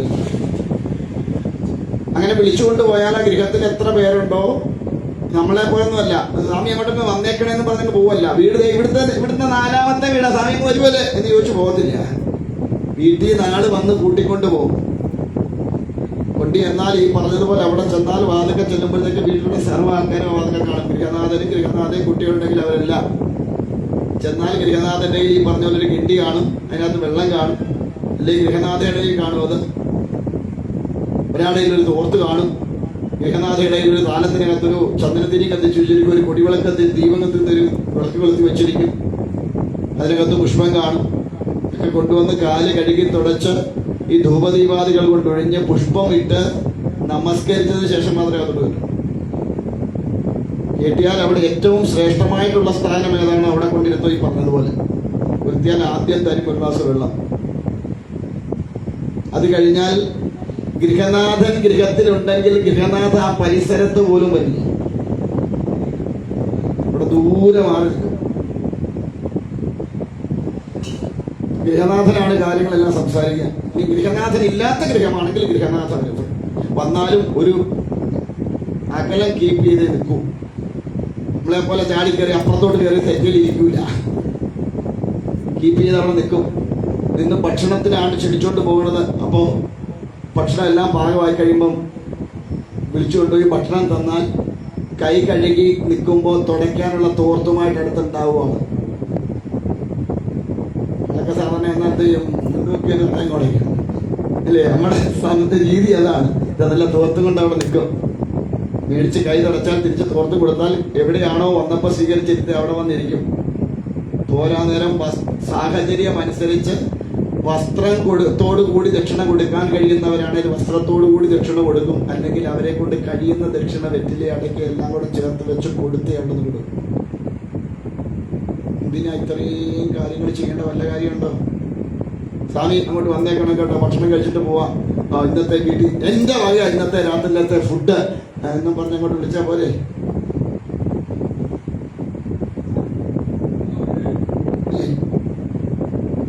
ഇതിന് എത്രയും ആചാരം കാണിക്കണേ. ആ വരുന്ന ആളിന്റെ അവസ്ഥ അറിഞ്ഞിട്ട ഓരോരുത്തരും വരുമ്പം ആ വരുന്ന ആള് ഏത് സ്ഥാനത്തിരിക്കുന്ന ആളാണ്, എവിടുന്ന് വരുന്ന ആളാണ്, എങ്ങനെയുള്ള ആളാണെന്ന് തിരിച്ചറിവ്, ആ ബോധം, ആ സംസ്കാരം, ആ ഇത് നമ്മുടെ ഉള്ളിലുള്ളത് കൊണ്ടാണ് അത്രയും ഇതായിട്ട് അവർ ചെയ്യുന്നത്. നമ്മുടെയൊക്കെ നമ്മൾ ചാപ്പാട് പോലും കൊടുക്കാൻ വിളിക്കൂല, പിന്നെ അല്ലെങ്കിൽ ബാക്കി കാര്യം വന്നിട്ട് വേണ്ടേ തല കൊടുക്കാനെന്നോ? വിളിച്ചിട്ടുണ്ടോ ആരെങ്കിലും? ആരെയാ? അത് അങ്ങനെ വന്നിട്ട് മക്കൾ അങ്ങോട്ട് വരണേന്ന് പറയുമല്ല. ബന്ധവും സ്വന്തവും ഒക്കെ അത് വേറെ. ഇവിടെ ഇരിക്കുമ്പോ ആ ബന്ധവും സ്വന്തവും ഒന്നും ഇല്ല. അതാ കുഴപ്പം. ശരി, ബന്ധവും സ്വന്തവും ഒക്കെ ഇത് കഴിഞ്ഞ് ദക്ഷിണയൊക്കെ മേടിച്ച് കഴിയുമ്പോ അമ്മച്ചി മോനുമാ. അതുവരെ അമ്മച്ചിയും മോനും ഒന്നും ഇല്ല. അത് വേറൊരു വശമാണ്. ഇവിടുന്ന് എഴുന്നേറ്റ് ആചാര്യന്മാർ പറഞ്ഞിട്ട് ഇവിടുന്ന് എഴുന്നേറ്റ് പോയി നമസ്കരിക്കണമെങ്കിൽ മൂന്ന് പേരെയും നമസ്കരിക്കാൻ പറ്റും. ഒന്ന് മാതാവ് വന്നാൽ മാതാവിനെ പോയി നമസ്കരിക്കാം, പിതാവ് വന്നാൽ പിതാവിനെ നമസ്കരിക്കാം, പിന്നെ നമസ്കരിക്കുന്നത് ജ്ഞാനോപദേശം നൽകിയ ഗുരുവിന്. ഈ 3 പേരെ അല്ലാതെ ഈ പീഠത്തിൽ എഴുന്നേറ്റ് പോയി നമസ്കരിക്കാൻ പാടില്ല. ഇന്ത്യൻ പ്രസിഡന്റ് വന്നാലും അമേരിക്കൻ പ്രസിഡന്റ് വന്നാലും ഇവിടെ വന്ന് നമസ്കരിച്ചോളൂ.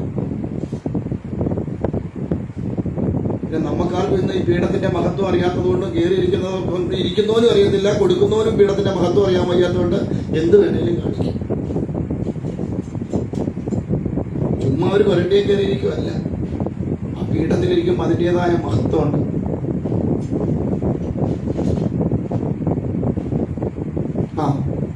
അതുകൊണ്ട് ശുഖബ്രഹ്മർഷി എന്നപ്പോൾ അദ്ദേഹത്തെ സ്വീകരിച്ച് ആനയിച്ച് വേണ്ട ഉപചാരങ്ങൾ ചെയ്ത് അവിടെ ഇരുത്തി. എന്നിട്ട് ചോദിച്ചു, എന്താണ് അങ്ങ് ഇവിടെ വരെ വരാനുണ്ടായ കാരണം? എന്തിനു വേണ്ടിയിട്ടാണ് ഇത്രയും ദൂരം താണ്ടി ഇവിടെ വന്നത്? അപ്പൊ പറഞ്ഞു, എന്റെ പിതാവിന്റെ നിർദ്ദേശത്താൽ ഞാൻ വന്നതാ. പക്ഷെ വന്നപ്പോ എനിക്ക് മനസ്സിലായി വന്നത് വെറുതെ അബദ്ധമായി, ഇത്രയും ദൂരം വരേണ്ടിയിരുന്നില്ല എന്ന് ബോധ്യപ്പെട്ടു. ചോദിച്ചു, അതെന്താ കാരണം? എന്റെ പിതാവ് പറഞ്ഞത് എന്റെ സംശയത്തെ മുഴുവൻ ദൂരീകരിക്കാൻ കഴിയുന്ന ഒരാളാണ് വിദേഹൻ. അതുകൊണ്ട് അദ്ദേഹത്തിന്റെ അരികിൽ ചെന്നാൽ നിന്റെ എല്ലാ സംശയങ്ങൾക്കും മറുപടി കിട്ടുമെന്ന് പറഞ്ഞിട്ട് ഞാൻ വന്നതാ. പക്ഷെ വന്നപ്പോഴേ എന്നെ വാതിക്കൽ തടഞ്ഞു നിർത്തി. ആരെ? അങ്ങയുടെ കാവൽക്കാർ. വിദേഹനായി അങ്ങയ്ക്ക് എന്തിനാ കാവൽക്കാര് ആവശ്യമുണ്ടോ? അങ്ങ് വിദേഹനാണെന്ന് പറയുന്ന ഒരുവൻ എന്തിന് സംരക്ഷകനെ നിർത്തിക്കൊണ്ട് താൻ അവിടെ നിൽക്കണം? തന്നെയുമല്ല, അങ്ങ് രാജ്യം ഭരിക്കണില്ലേ? ആ രാജ്യഭരണം നടത്തുമ്പോൾ അവരെ ശിക്ഷിക്കേണ്ടവരെ ശിക്ഷിക്കാനും രക്ഷിക്കേണ്ടവരെ രക്ഷിക്കാനും അല്ലെങ്കിൽ ശിക്ഷാവിധികൾ പ്രഖ്യാപിക്കാനുമുള്ള ഉത്തരവാദിത്വം അങ്ങേക്കില്ല. അങ്ങത് ചെയ്യണില്ലേ?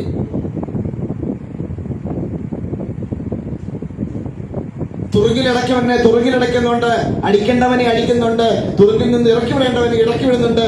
അതും അങ്ങ് ചെയ്യണില്ലേ? ശത്രു രാജ്യങ്ങൾ വന്ന് യുദ്ധം ചെയ്യാൻ വന്നാൽ അങ്ങ് യുദ്ധം ചെയ്യില്ലേ? അപ്പൊ അങ്ങനെയുള്ള അങ്ങ് എങ്ങനെയാണ് വിദേഹനാണെന്ന് പറയുക? അതുകൊണ്ട് ആ പറയുന്ന ഒരു അർത്ഥവും ഞാൻ കാണണില്ല. ഹേ ശ്രീശുഖ ബ്രഹ്മർഷി, അങ്ങ് പറഞ്ഞത് ശരിയാണ്. ഞാൻ യുദ്ധം ചെയ്യണണ്ട് വേണ്ടി വന്ന് രക്ഷിക്കേണ്ടവരെ രക്ഷിക്കുന്നുണ്ട്, ശിക്ഷിക്കേണ്ടവരെ രക്ഷിക്കുന്നുണ്ട്, രാജ്യഭാരം നടത്തുന്നുണ്ട്, ഒക്കെ ചെയ്യുന്നുണ്ട്. പക്ഷെ ഇതൊന്നും ഞാൻ എനിക്ക് വേണ്ടിയിട്ടല്ല ചെയ്യുന്നത്. പിന്നെയോ ഇത് എന്നെ ഉത്തരവാദിത്വമായി ഏൽപ്പിച്ച ആ ഈശ്വരനെ കൽപ്പിതമാക്കിക്കൊണ്ട് ഈശ്വരാർപ്പണമായിട്ടാണ് കർമ്മം ചെയ്യുന്നത്. അതുകൊണ്ട് എനിക്കത് അതിനോടൊന്നും യാതൊരുമായ ബന്ധമില്ല.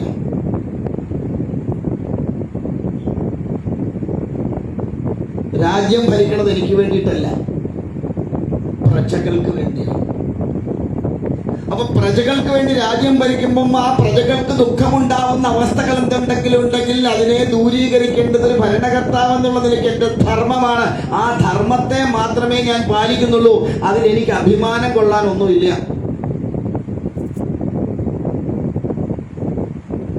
തെറ്റ് ചെയ്യുന്നവരെ ശിക്ഷിക്കുന്നുണ്ടെങ്കിൽ അത് ആ തെറ്റിൽ നിന്ന് അവർ വിട്ടുമാറുന്നതിനാണ്. അതിനും എനിക്ക് യാതൊരു ബന്ധവുമില്ല. അപ്പൊ ഒന്നിനോടും യാതൊരു വിധമായ ബന്ധവും വെച്ച് പുലർത്താത്തത് കൊണ്ട് എനിക്ക് ഒന്നിനും യാതൊരുവിധ ദുഃഖവുമില്ല, സന്തോഷവുമില്ല.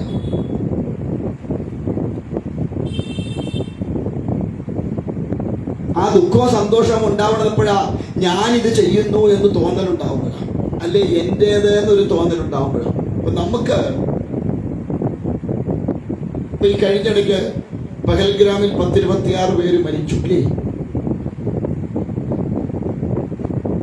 ഇവരാരെങ്കിലും മരിച്ചേ നമുക്ക് വല്ല ദുഃഖം തോന്നി? പേപ്പറിൽ കണ്ടാലേ വാർത്ത അപശോ കഷ്ടമായി പോയി, എന്നാലും ഇങ്ങനെ സംഭവിക്കാൻ പാടില്ലായിരുന്നു എന്ന് പറഞ്ഞു. അവിടെ കൊണ്ട് തീർന്നു നമ്മുടെ ദുഃഖം അല്ലേ? ആണോ അല്ലേ? എന്തുകൊണ്ടാണ് നമുക്കത് അങ്ങനെ പെട്ടെന്ന് മറക്കാൻ കഴിഞ്ഞത്? നമ്മുടെ ആരും അല്ല. പക്ഷെ ആ വ്യക്തിയുടെ കുടുംബത്തെ സംബന്ധിച്ച് ഇന്നും അവരുടെ ദുഃഖം അത്ര പൂർണ്ണമായിട്ട് വിട്ടു മാറിയിട്ടുണ്ടോ? ഉണ്ടാവുമോ? ഇല്ല. എന്താ കാരണം? അത് അവരുടെ കുടുംബത്തിലെ മകനോ അല്ലെ ഭർത്താവോ അല്ലെ അച്ഛനോ ഇല്ലേ? അത്രയും ദുഃഖം നമുക്കുണ്ടോ? ഇല്ല. പക്ഷെ അതിലൊരെണ്ണം നമ്മുടെ കുടുംബത്തിൽ നിന്നായിരുന്നെങ്കിലോ നമുക്ക് ദുഃഖമുണ്ടാവും. കാരണം എന്താ? അതെന്റേതാ. ഈ എന്റേത് എന്നൊരു ബോധം ഉള്ളിൽ ഉണ്ടാവും തോറും അത് ദുഃഖത്തിനുള്ള ആഘാതം കൂട്ടും. നഷ്ടപ്പെടുമ്പോ ദുഃഖത്തിന്റെ ആഴം കൂട്ടും. ഇനി നമ്മുടെ മകന് ഒരു വേൾഡ് റെക്കോർഡിന്റെ ഒരു ഇത് കിട്ടിയെന്ന് വിചാരിക്കാം, അല്ലെ ഒരു വേൾഡ് റെക്കോർഡ് കിട്ടി, നമുക്ക് എന്ത് തോന്നും? സന്തോഷം. മുമ്പടി സന്തോഷം വല്ലോ ആണോ? വേൾഡ് റെക്കോർഡാ കിട്ടിയേക്കുന്നത്. ആ നാട്ടിലുണ്ടാക്കാവുന്ന കോലാഹലം മുഴുവൻ നമ്മൾ ഉണ്ടാക്കൂല്ലേ? ആണോല്ലേ? നാട്ടുകാർക്ക് മുഴുവൻ ലഡുവും കൊടുത്ത് ഷുഗറും കൂട്ടി ഇല്ലേ? എന്തെല്ലാം കാട്ടിക്കൂട്ടാമോ അതെല്ലാം നമ്മൾ ചെയ്യും. പക്ഷെ അയൽപക്കത്തെ ഒരുത്തന്റെ മോന് ലോക റെക്കോർഡ് കിട്ടിക്കഴിഞ്ഞാൽ നമുക്ക് വല്ല ബന്ധമുണ്ട്? ഉണ്ടോ? ഇല്ല. എന്താ കാരണം? അതെ, എന്റേതല്ല.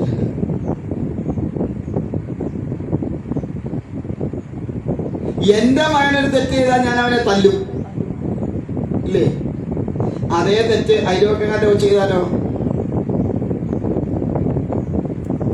എന്തിനാ വെറുതെ വേണ്ടാത്ത വലിയ വന്നപ്പോ നമ്മൾ മിണ്ടാതുള്ളത്? ഇങ്ങനെ മനസ്സിലാവുന്നുണ്ടോ പറയണേ? അപ്പൊ സന്തോഷമായാലും ദുഃഖമായാലും എന്റേത് എന്നൊരു ബന്ധം, ഒരു ബോധമുണ്ടാവുമ്പോൾ അതിന്റെ ആഴവും പരപ്പും കൂടും. അപ്പൊ ഞാനാണിത് ചെയ്യണത് എന്ന് ബോധമുണ്ടായാൽ ശിക്ഷിക്കുമ്പം എനിക്ക് സ്വാഭാവികമായിട്ടും എൻ്റെ ഉള്ളിലൊരു സങ്കടമുണ്ടാവും, രക്ഷിക്കുമ്പോൾ എനിക്കൊരു സന്തോഷവും ഉണ്ടാവും. ഇത് രണ്ടും ഞാനല്ല ചെയ്യുന്നതെങ്കിൽ പിന്നെ എനിക്ക് സന്തോഷത്തിന്റെ ആവശ്യമില്ല, ദുഃഖത്തിന്റെ ആവശ്യം. അതുകൊണ്ട് ശുഭബ്രഹ്മർഷേ, അങ്ങ് വിവാഹം കഴിക്കാതിരിക്കുന്നതിൽ യാതൊരുവിധ അർത്ഥവുമില്ല. ഇനി അങ്ങ് വിവാഹം കഴിക്കുന്നില്ല എന്ന് വെക്കൂ, അങ്ങ് വനത്തിൽ പോയി തപസ് ചെയ്യാറില്ല വിചാരിക്കാം. ഹരി, അവിടെ തപസ് ചെയ്യുന്ന അവസരത്തിൽ കാട്ടിൽ അനേകം മൃഗങ്ങളുണ്ടില്ലേ? ഉണ്ടാവില്ലേ? ഇതിന്റെയൊക്കെ ഉപദ്രവം അങ്ങേ ബാധിക്കില്ലേ? പിന്നെ വേറൊരു കാര്യമുണ്ട്, നമ്മുടെ വീട്ടിലേ ഉള്ള അത്രയും ഹിംസ ജന്തുക്കളൊന്നും എവിടെ ഇല്ല.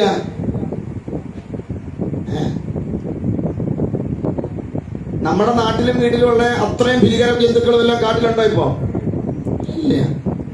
ഇപ്പൊ ഞാൻ നോക്കിയിട്ട് കാട്ടിൽ ജീവിക്കുന്ന കുറെ കൂടെ ഇപ്പൊ നാട്ടിൽ സർവ്വ ഭീകര ജീവികളുണ്ട്. ഇപ്പം നാട്ടിലുണ്ട്. ഇപ്പൊ കാട്ടിലോട്ട് പോകുന്ന അവസ്ഥ ഇല്ലേ? കാട്ടാനൊക്കെ ഇപ്പം നാട്ടിലിറങ്ങി.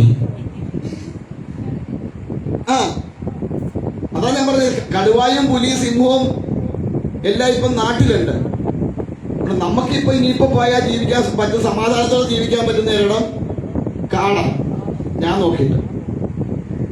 അപ്പോ ഈ കാട്ടിൽ തപസ്സിന് പോയാൽ അവിടെ നിന്നുണ്ടാകുന്ന ജീവികളുടേതായ ഉപദ്രവങ്ങൾ അങ്ങേക്ക് ബാധിക്കും. കാരണം അത് അങ്ങയെ വല്ലാതെ അലട്ടും, മനസ്സിന്റെ സ്വസ്ഥത ഇല്ലാതെയാകും. കാരണം ശരീരം എന്ന ചിന്തയുണ്ടാവും. ഒരു ഉറുമ്പ് കടിച്ചാൽ നമ്മൾ എന്ത് ചെയ്യും? വേണ്ട ഒരു കൊതു കുത്തിയാൽ നമ്മൾ എന്ത് ചെയ്യും? നീ കൊത്തിക്കോ, കൊത്തിക്കോ, ഇത് എന്റെ ശരീരമല്ല, നീ അവിടെ നിന്ന് കൊത്തിക്കോ, എനിക്കൊന്നും സംഭവിക്കില്ല പറഞ്ഞിരിക്കോ? കുത്താൻ വന്നിരിക്കുമ്പോഴേ കൊടുക്കും അടി. എന്താ കാരണം? ശരീരത്തിന്റെ വേദന നമുക്ക് അനുഭവിക്കേണ്ടി വരും ഇല്ലേ? ശരീരത്തിൽ കൊതു കുത്തുമ്പോൾ ഉണ്ടാകുന്ന വേദനയെ നമ്മൾ അനുഭവിക്കേണ്ടി വരും. പക്ഷെ ചില അവസരങ്ങളിൽ ഉറങ്ങിക്കിടക്കുമ്പോൾ എന്തെങ്കിലും വന്ന് കുത്തിയാൽ നമ്മൾ അറിയാറുണ്ടോ? അങ്ങനെ എന്താ കാരണം? അന്നേരം ഈ ശരീരം അവിടെ ഇല്ലേ? ഉണ്ട്. അന്നേരം എന്താ നമുക്ക് വേദന തോന്നാതെ? ഇനി വേണ്ട, നമുക്കിവിടെ താഴെ വന്നിരിക്കാൻ ബുദ്ധിമുട്ടാണ്. എന്താ കാരണം? മുട്ടുവേദനയുണ്ട് ഇല്ലേ? നടുവേദനയുണ്ട്. ഈ വേദനകളൊക്കെ തിന്ന് ഗുളികയും കഴിച്ചോണ്ടാണ് നമ്മൾ പലരും നടക്കുന്നത് അല്ലേ? ഈ നല്ല ഉറക്കത്തിൽ ഇതൊന്നും നമ്മൾ അറിയണില്ലല്ലോ. ഉണ്ടോ? അന്നേരം ഈ സാധനമൊക്കെ ശരീരത്തിൽ ഇല്ലേ? ഉണ്ടോ ഇല്ലയോ? ഉണ്ട്. അന്നേരം എന്താ നമ്മൾ അറിയാത്ത?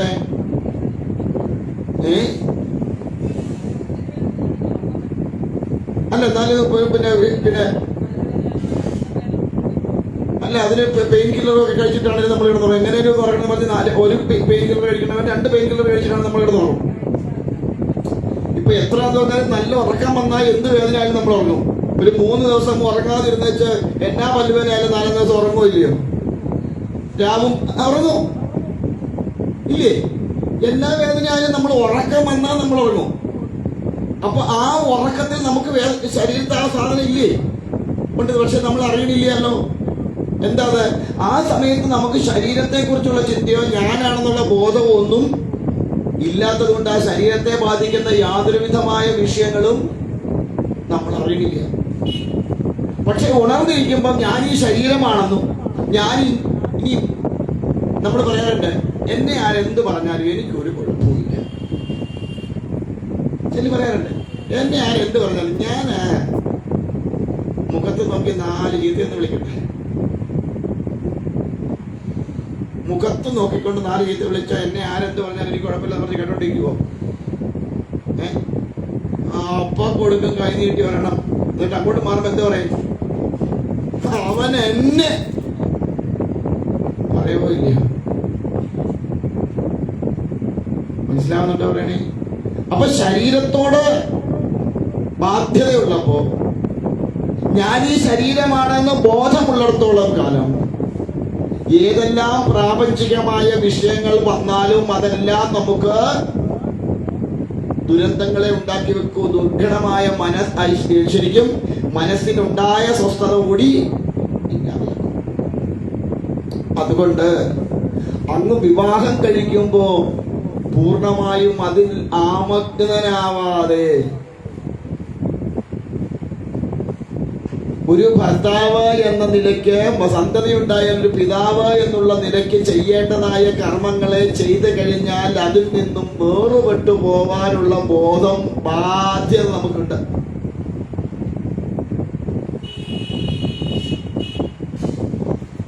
ഒരു ഇല ഉണ്ടായി വളർന്ന് മൂത്ത് പഴുത്ത് ആ കൊമ്പിൽ നിന്ന് എങ്ങനെയാണോ തനിയെ അടർന്നു വീഴണത്, അതേപോലെ ആയിരിക്കണം നമ്മുടെ ജീവിതം.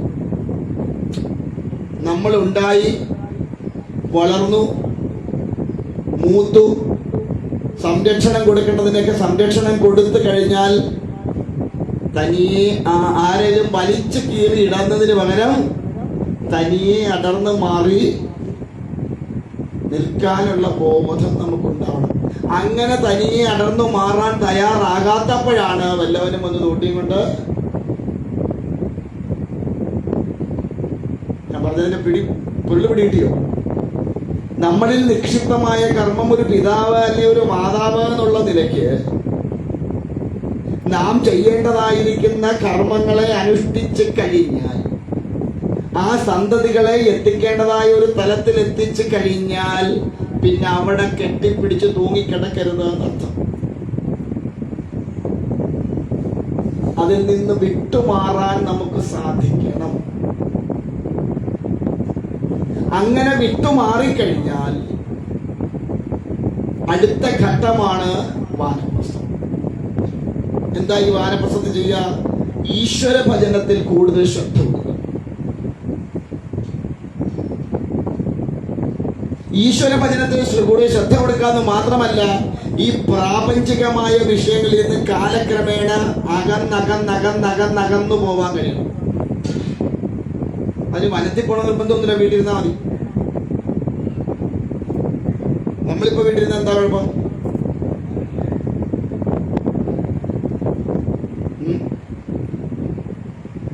നമ്മളിപ്പോ വീട്ടിലിരുന്ന എന്താ കുഴപ്പം? നാമം ജപിക്കാൻ ഇരിക്കാന്ന് വിചാരിക്കാം. നമ്മൾ ഇരിക്കുമ്പോ എങ്ങനെയായിട്ട് ഇരിക്കുക?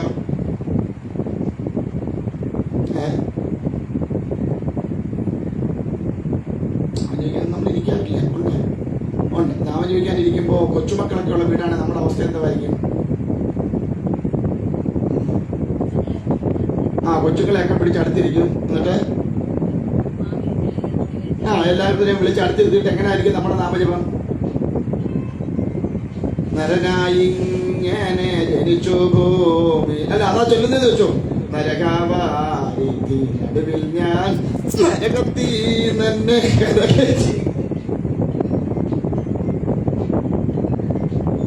കാരണം ഇപ്പുറം ഇരിക്കുന്നവൻ എന്തോ ചെയ്യും? അപ്പുറം ഇരിക്കുന്നവനെ കുത്താൻ പോകുമ്പോ അവനെ അടക്കി പിടിച്ചോട് നരകത്തി തന്നെ കരകേറ്റീടനെ തിരുവൈക്കം ശിവശംഭോ.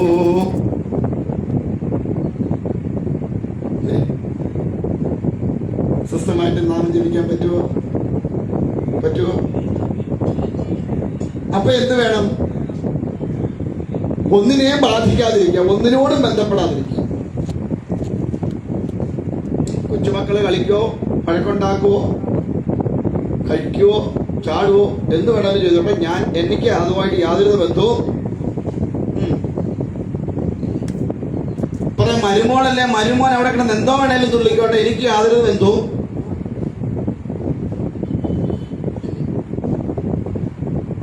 എനിക്കിനി എന്റെ ഉത്തരവാദിത്വം എന്താ? ഉള്ള സമയം ബോധമുള്ള നേരത്തെ പത്ത് നാരായണ ജപിച്ച് ഇനി ഇങ്ങോട്ട് വരാതിരിക്കാനുള്ള അവസ്ഥ എന്തെങ്കിലും ഉണ്ടോന്ന് വെച്ചാല് നമ്മൾ വിട്ടുകൊടുക്കോ? ഇപ്പോഴും താക്കോൽ എവിടെ ആയിരിക്കുന്ന അടിമാലിയുടെ? ഇപ്പോഴും താക്കോൽ എവിടെ? പൂട്ടിക്കെട്ടി അര വെച്ചോണ്ടാ പോന്നെ, അല്ലെ പേഴ്സിനകത്ത് ഇട്ടോണ്ടാ പോന്നെ, അല്ലേ? ആണോ അല്ലയോ? എന്താ കാരണം? എന്റെ കാലം കഴിഞ്ഞിട്ട് അവളങ്ങനെ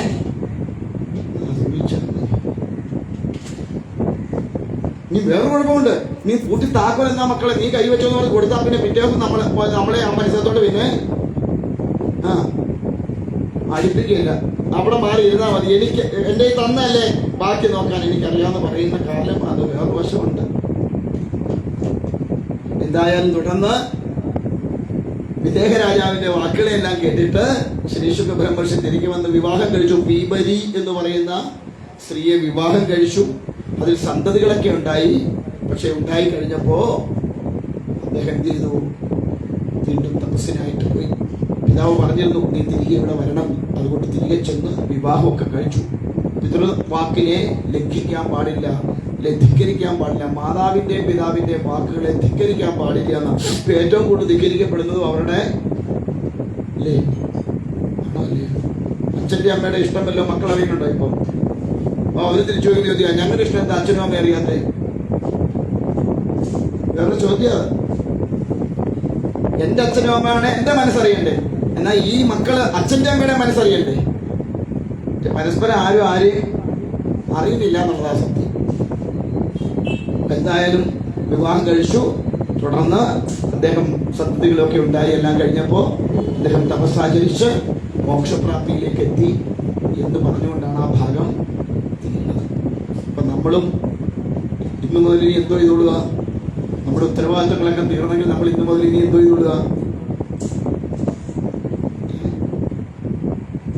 എന്തോ ചെയ്തോളുക? ഭഗവാനെ എങ്ങനെ സ്മരിക്കണം? രാമ രാമ രാമ രാമ. കൊച്ച അവിടെ അടങ്ങിയിരിക്കാനേ പറഞ്ഞത്. എങ്ങനെയാണോ? അല്ല, രാമനെ വിളിക്കുമ്പോൾ രാമനിൽ മാത്രമായിരിക്കണം നമ്മുടെ. ബാക്കി ഒന്നിനും ഇടപെടാൻ പോവാതിരിക്കുകയാണെങ്കിൽ സുഖത. ഞാൻ അതാ ഇന്നലെ പറഞ്ഞ്, വീട്ടിൽ മരുമക്കളൊക്കെ ഉണ്ടെങ്കിൽ ഒന്നിനും ഇടപെടാൻ പോകരുത്. പറയാറുണ്ട് 60 കഴിഞ്ഞാൽ പിന്നെ മക്കളെ നിയന്ത്രിക്കാൻ പോകരുത്. ആര്? അച്ഛനമ്മമാര്. അവർക്ക് 60 വയസ്സിൽ മക്കള് ഏതാണ്ട് ഒരു 10, 30, 25, 30 വയസ്സായ പിന്നെ അവരുടെ ഒരു കാര്യത്തിൽ ഇടപെടാൻ പോലും. അമ്മേ അത് എങ്ങനെ ചെയ്യട്ടെ? മക്കളുടെ ഇഷ്ടം പോലെ. അത് എന്തു പറയാ, ഇഷ്ടം പോലെ ഇതല്ല, നല്ലത് ഏതെന്ന് വെച്ചാൽ നോക്കിക്കണ്ട് ചെയ്തോളാം. നമ്മളൊരു അഭിപ്രായം പറയാൻ പോകരുത്. പോയാൽ നേരെ വിപരീതമേ അവർ ചെയ്യും. എല്ലാം കിട്ടിയ സന്തോഷത്തോടെ മേടിച്ച് കഴിച്ചോണ്ടൊരു മൂലിക്കുന്നു. ഒന്നും കിട്ടിയില്ലല്ലോ, ഇന്ന് ഇത്രയേ പറഞ്ഞിട്ടുള്ളൂ, ഇന്നൊരു നേരത്തെ ആഹാരം ഒരിക്കലാന്ന് പറഞ്ഞ് അവിടെ ഒരു മിണ്ടാതിരുന്നത് ആരാണ് രക്ഷപ്പെടുക? ഒന്നും കുറ്റം പറയാൻ പോകരുത്, ഒന്നും ഉപദേശിക്കാനും പോകരുത്, ഒന്നിലും ഇടപെടാതിരിക്കാമോ? ശാന്ത സ്വസ്ഥം ഗൃഹഭരണം എന്ന് പറഞ്ഞ് സുഖമായിട്ടിരുന്ന നാരായണ. അനി അതിന് പറ്റാത്തവരുണ്ടെങ്കിൽ വീട്ടിൽ നിന്ന് അപ്പോഴേ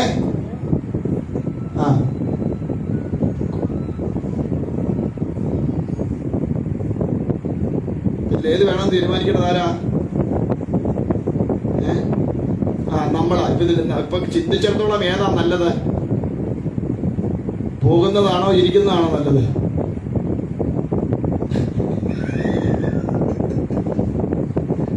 യോഗ്യമാരായിട്ട് ആലോചിച്ച് ചെയ്യാം. എന്തായാലും അങ്ങനെ നിൽക്കട്ടെ. ബാക്കി നാളെ